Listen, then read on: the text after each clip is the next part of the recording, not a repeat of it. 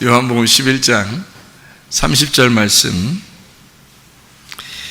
예수는 아직 마을로 들어오지 아니하시고 마르다가 맞이했던 곳에 그대로 계시더라. 아멘.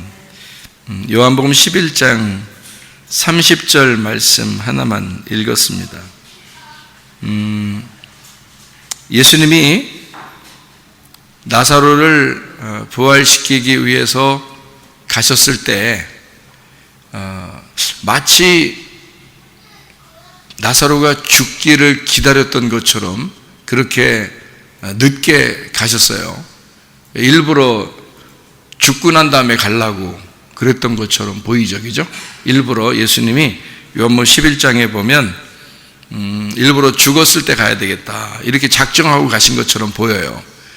그래서 예수님이 이제 가가지고 멋있는 말을 이제 멘트를 날리죠. 뭐라고 날리냐면 나는 부활이요 생명이니 나를 믿는 자는 죽어도 살겠고 살아서 나를 믿는 자는 영원히 죽지 아니하리니 뭐 이런 멋있는 멘트를 날리기 위해서 그렇게 늦게 가신 것처럼 보여요. 그렇게 이제 스토리적으로 그렇게 보인단 말이에요. 요한복음 11장에 예수님이 그 멋있는 멘트를 날리기 전에 누가 얘기하다가 그런 예수님이 그 멋있는 멘트를 날렸어요? 그렇게 나는 부활이요 생명이니 이런 멋있는 멘트가 25절에 나오거든. 요한복음 11장 25절. 그런데 그렇게 멘트를 날리기 전에 누구랑 얘기하다가 그 멘트를 날렸어요? 마르다하고. 내가 늘 목마르다. 마르다하고 얘기하다가 예수님이 이런 멋진 이 아주 참 그 모든 무덤에 그 비석에 쓰고 싶은 그런 내용, 이런 내용이죠. 그런 내용을 멘트를 탁 날렸어요. 그렇게 하고 나서 이제 마르다하고 얘기를 하다가 28절에 놀라운 행동을 합니다. 그게 무슨 행동이냐면 28절에 보니까 이 말을 하고 돌아가서 가만히 그 자매 마리아를 불러 말하되 선생님이 오셔서 너를 부르신다 하니. 이상하지 않습니까? 뭐가 이상한데요? 뭐가 이상한데요? 그러지 말고 좀 이상하지 않냐고요. 예수님이 마리아를 정말 사랑해요, 안 사랑해요? 마리아를 정말 사랑해요, 안 사랑해요? 마리아 사랑하죠. 그런데 예수님이 지금 어디로 가셨어요? 마리아를 만나러 가셨어요? 마르다를 만나러 갔어요? 마르다를 만나러 갔어요. 마르다를 만나러 가가지고 거기에서 마리아를 부르는 거예요. 그러니까 마리아한테 먼저 갔어야 되는데 예수님 원래 평상시 같으면 마리아가 너무 사랑스럽고 마리아를 좋아하니까 예수님이 마리아한테 먼저 갔어야 되거든요. 그런데 마리아한테 안 갔다고요. 여기서는. 그러니까 무덤에 오느라고 아마 무덤까지 오니까 마르다만 있었고 마리아는 무덤에도 안 나타났어요. 그러니까 마리아가 조금 이렇게 성격이 좀 있는 사람 같아요. 성격이 없는 사람 같아. 마리아 지금 상당히 삐진 것 같아요. 아니면 그 정상적인 것 같아요, 지금? 마리아가? 어떻게 보면 삐진 것 같기도 하고, 분명히 예수님이 어디로 올 거라는 걸 알 텐데, 그런데 마리아는 거기 오지도 않았어요. 그냥 집에 그냥 있는 거예요. 그리고 마르다만 거기에 있단 말이에요. 그러니까 예수님이 마르다한테 갔어요. 그러니까 나사로 죽은 그 장소에 간 거죠. 예수님은 직접 이제 길리 가신 거예요. 그러니까 마리아한테 안 갔어요. 그러니까 여러분이 생각할 때는 그럴 수도 있지 뭐. 나사로 죽었으니까 나사로 죽는다는 얘기 듣고 한참 있다가 죽는 거 기다렸다가 오셔서 멋있는 멘트 하나 날리려고 오셨으니까 당연히 무덤으로 오셨겠지라고 생각할지 모른단 말이죠. 그렇죠.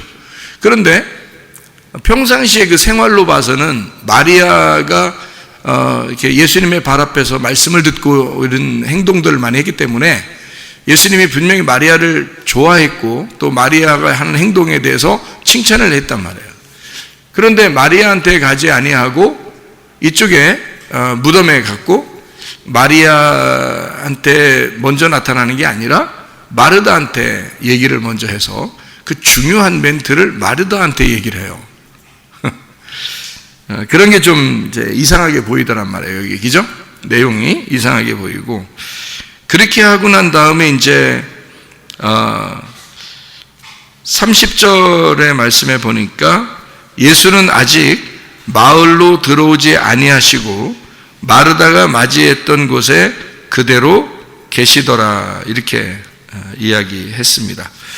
그리고 31절에 마리아와 함께 집에 있어 위로하던 유대인들은 그가 급히 일어나 나가는 것을 보고 곡하러 무덤에 가는 줄로 생각하고 따라갔다 이렇게. 그리고 32절에 마리아가 예수 계신 곳에 가서 배엎고 그 발 앞에 엎드려 이르되 주께서 여기 계셨더라면 내 오라버니가 죽지 아니하였겠나이다 하더라 이랬거든요. 마리아가 지금 믿음 있어요? 믿음이 없어요? 예? 믿음 있어요? 믿음 없어요? 예? 마리아가 믿음이 없죠. 그죠? 마리아가 믿음이 없는 겁니다.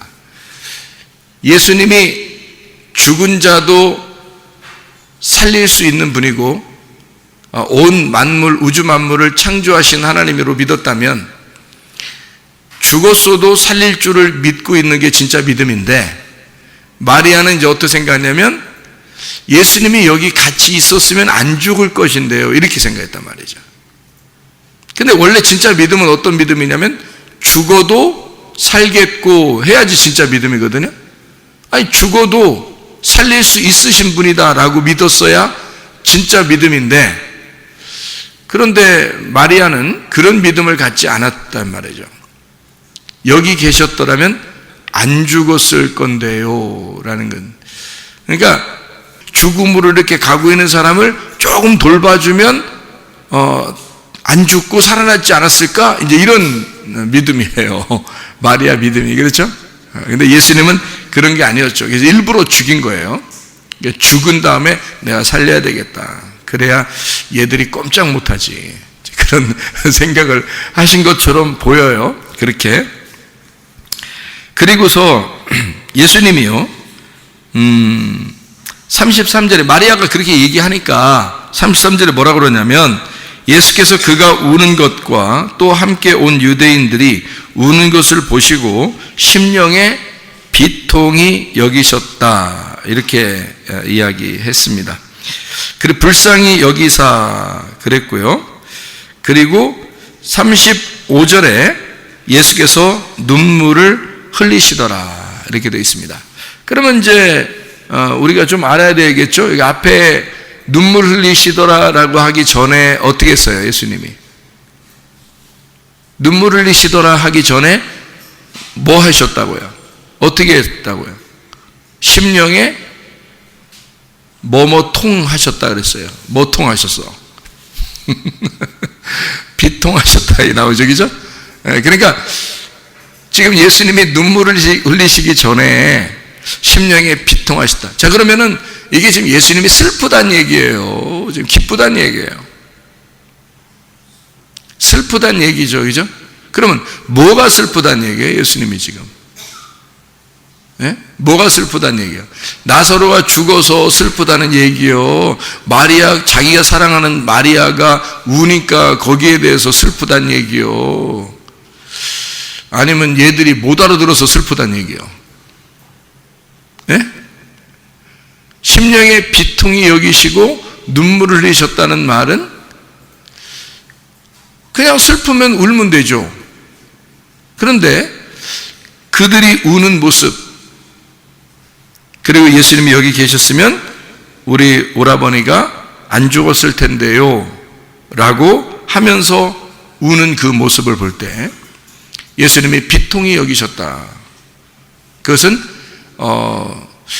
정말 어떤 면에서는 안타깝고 좀 얘들이 왜 이러지 뭐 불쌍한 예수님 입장에서는 예수님은 있잖아요. 어떻게 생각하고 있냐면 여러분 예수님 생각을 좀 해봐야 돼요. 예수님 생각을 좀 해봐야 돼. 저는 예수님 생각 많이 하고 산다 그랬죠. 예수님 무슨 생각할 것인가 많이 생각하고 산단 말이에요. 잘 생각해 보시라고. 예수님이 이 당시의 스토리에서 여기에서 그 장소에서 예수님은 무슨 생각을 하고 있을까 하는 얘기예요. 예수님은 저 사람이 죽었어. 내가 살릴 수 있어. 자, 단순히 근데 너희들이 못 알아들어. 마음이 안타까워. 그래서 눈물이 나. 뭐 단순히 지금 그런 얘기예요. 아니면은 저 사람들에 대해서 지금 저 사람들이 가지고 있는 생각하고 예수님이 가지고 있는 생각하고 전혀 안 맞아. 지금 안 맞아. 그러니까 저 사람들은 나사로가 죽었다고 슬프다고 울고 예수님 여기 있었으면 안 죽었을 텐데 하면서 막 울어제끼고 그러는데 예수님 입장에서는 나사로가 죽은 거예요? 자고 있는 거예요? 자고 있는 거예요. 그러면 나사로가 죽은 거예요? 자고 있는 거야? 자고 있는 거잖아. 그러면 죽지 않았는데 왜 울어? 예수님 입장에서 보면. 그죠? 예수님 입장에서 보면 죽지도 않았는데 왜 우냐 이거야. 죽지도 않았는데. 그러니까 잠자고 있는 거야. 지금 나사로가 잠자고 있는 거야. 근데 너희들은 왜 울어? 그러면 내가 안 죽었다는 거, 지금 잠자고 있다는 걸 알면서 내가 슬퍼서 울까? 그렇지 않죠. 즉 여기서 예수님이 우시는 것은 사실 어떻게 보면 너희들의 믿음 없음에 대하여 울고 있는 거죠. 나는 죽어도 살릴 것이고 내가 내 입장에서 보면 하나님이 자기 입장에서 보면 나사로는 죽은 게 아니야. 잠자고 있어. 그런데 죽은 것인 줄 알고 슬퍼서 예수님이 운다면 말이 되냐고요. 말이 안 되죠. 그러니까 이게 예수님의 그 생각하고 사람들의 생각 차이예요. 그죠? 예수님은 그것 때문에 우는 것이 아니었다. 가만히 생각해 보니까 사람들의 어떤 그 믿음 없음, 특별히 그 마리아의 그 믿음 없음에 대하여 말씀을 듣고 그랬지만 그 아직 그 연약한 그 믿음을 가진 그 마리아에 대하여 안타깝고 안쓰럽고 불쌍히 여기는 그런 마음, 그래서 눈물이 나는 이런 내용이 되겠죠, 그죠? 이렇게 우는 것은 이제 그래서 우시는 거였구나 라는 걸 좀 생각할 수 있겠죠, 그죠? 만약에 진짜 슬퍼서 우는 거라면 나사로가 진짜 죽었어야 되고 그리고 영원히 못 만나야죠. 이 땅에서 못 만나야지 우는 거지. 금방 부르면 나올 건데 뭘 울겠어, 예수님이. 금방 부르면 나오는데 나사로야 일어나. 그러니까 잠자고 있으니까 깨우는 거지. 나사로야 일어나 해서 깨워가지고 나오는데 뭘 그 슬퍼, 예수님이. 금방 일어날 건데요. 그런 면에서 보면 예수님의 어떤 생각하고 사람들의 이 생각하고 좀 다르더라. 그래서 사람들은 예수님이 우시니까 뭐라고 생각했냐면 이에 유대인들이 말하되 보라 그를 얼마나 사랑하셨는가 이렇게 얘기를 해요. 그러니까 이게 얼마나 그들이 모르고 있는가 이 말이죠. 그죠? 얼마나 사랑하셨는가를 얘기하는 그 사람들이 얼마나 예수님을 모르고 있는가를 여기에다가 반증해서 얘기해주고 있는 그런 내용이죠. 그죠? 그러니까 여러분 그 죽음이라고 하는 것을 어떻게 생각해요? 죽음 그러면 어떻게 생각해요? 여러분 지금 만약에 여기서 죽는다 그러면 여러분 어디가 있을까? 여러분 지금 여기서 죽으면 어디 갈까? 예? 천국 갈 것 같아요? 다? 좀 미안해? 천국 가는 게? 여기서 죽으면 바로 어디로 가실 것 같아? 여기서 지금 우리가 지금 몸을 가지고 있으니까 이 몸에서 영혼을 지금 가두어 두고 있거든요. 그럼 내가 죽는다는 말은 이 몸이 이 땅에 떨어지고 이 흙으로 돌아갈 땅에 떨어지고 영혼이 뜬다는 얘기예요. 영혼이 뜨는데 그 뜨는 영혼이 어디가 있을까? 생각해 봤나요? 그 영혼이 어디가 있을까 생각해 봤냐고. 날로서 누가 꿈꾸고 환상 보고 하니까 긴 터널을 통과한대. 그래서 탁 죽자마자 영혼이 탁 떠가지고 긴 터널을 샥 통과해서 샥 돌아가지고 쫙 가니까 밝은 빛이 확 나타나면서 뭔가 다른 세상이 막 보여지더래요. 저도 참 그런 얘기 들으면 신기하더라고 진짜. 나도 천국하고 지옥을 볼 때 저 같은 경우는 이 땅에서 사다리가 연결되어 있더라고요. 이렇게 사다리가, 어떤 사다리는 빛이 번쩍번쩍 나는데 이 사다리가 구름 위에까지 이렇게 올라가 있는데 나선형으로 되어 있더라고. 나선형. 이게 나선형이라는 건 이렇게 빙글빙글 돌아서 위로 이렇게 올라가는 계단 있잖아요. 그러니까 이런 시멘트 계단이 아니에요. 빛이 나는데 이렇게 보이는 계단이에요. 밑에도 보이고 위에도 보이는 그런 계단인데 분명히 계단이에요. 제가 계단 올라갔거든요. 근데 땅에서부터 이렇게 하늘로 이렇게 올라가는데 밑에서부터 이렇게 위로 이렇게 동글동글하게 이렇게 해서 돌면서 올라가게 돼 있어요. 근데 몇 번 안 올라갔는데 벌써 위로, 구름 위로 다 올라와 있더라고. 몇 번 안 올라갔는데. 그러니까 영의 세계라는 건 그런 것 같아요. 그러니까 그렇게 올라갔더니 벌써 천국이에요. 몇 번 안 올라갔는데 벌써 천국이니까, 천국에 가니까 확 트이면서, 그러니까 구름 위로 이렇게 올라가는 것까지 밑에서 이렇게 보았거든. 그래서 몇 번 이렇게 올라가야 되겠다고 해서 올라가고 있는데 벌써 확 열린 천국이 보이더라고요. 환하고 빛이 있고, 그러니까 어디론가 이렇게 간다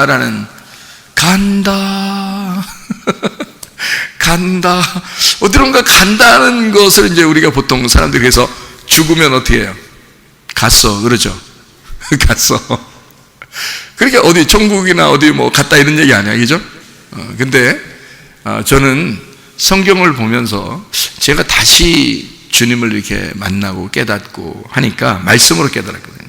저는 이제 주님을 다시 만날 때는 말씀으로 깨달았거든요. 그러니까 이 주님의 마음이 이해가 되고 이상하게 이 말씀이 보이게 되고, 진짜 이렇겠구나라는 것이 막 이제 이해가 되는 거예요. 나는 분명히 내가 육신으로 있을 때 나는 천국도 봤고 지옥도 봤고 사탄도 만나봤고 천사도 만나봤고 예수님도 만나봤고 하나님 음성도 들었고 했거든요. 그런데 지금은 그런 식으로 이렇게 제가 이해가 되는 게 아니고 하나님 말씀으로 이해가 되는데, 이 말씀 안에서 이해가 돼.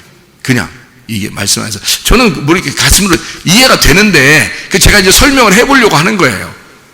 근데 이게 100% 설명이 될지 88% 설명이 될지 모르겠어요. 이렇게 정립이 그 정도밖에 안 될지도 모르겠어요. 88%밖에 정립이 안 될 수도 있는데 100%를 얘기는 하는데 그게 잘 안 될 수도 있어요. 근데 그게 여러분 좀 이해 한번 해보시려고 해보세요.